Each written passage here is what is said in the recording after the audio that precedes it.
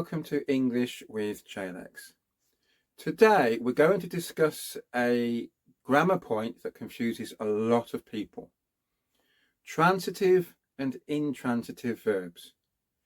You might have come across these terms before, or they might be completely new to you. Either way, by the end of this lesson, you'll know exactly what they mean, and more importantly, how to spot them and how to use them correctly. Now, before we begin, I want to tell you that I've created a free PDF guide that accompanies this lesson. You can download it from my Patreon page. Simply scan the QR code on the screen or click the link in the description below. Then, if you're already a member, just log in and download it. If you're not a member, it's free to join, and that'll also give you access to all my other free guides and articles designed to help you learn English more easily and quickly. Right, on with today's lesson. Transitive versus intransitive verbs. Let's start with a few examples. Look at these sentences on the left of the screen. Now compare them with the ones on the right. What's the difference between the two groups?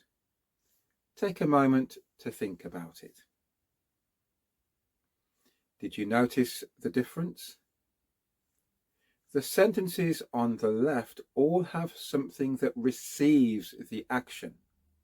The book, dinner, the ball. In other words, they have an object. The ones on the right don't. The baby just sleeps. Birds simply fly. The flowers bloomed. Nothing else is needed to complete the meaning. So which group do you think contains the transitive verbs and which the intransitive? If you said the group with the objects are the transitive verbs, you're absolutely right.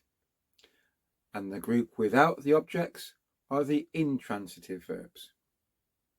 So how can you remember which is which?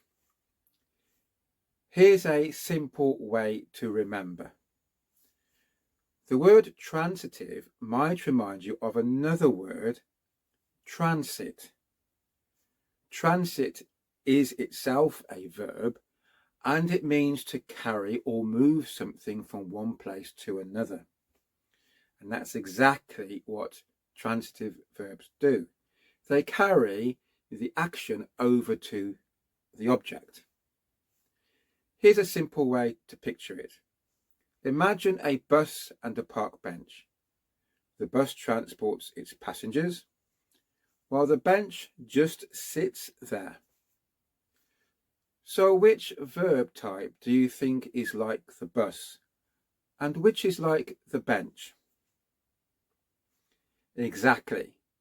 Transitive verbs are like buses. They carry their action across to an object. Let's try this. Sarah reads. What does she read? The book. The chef prepared. What did he prepare? Dinner. Tom threw. What did he throw? The ball.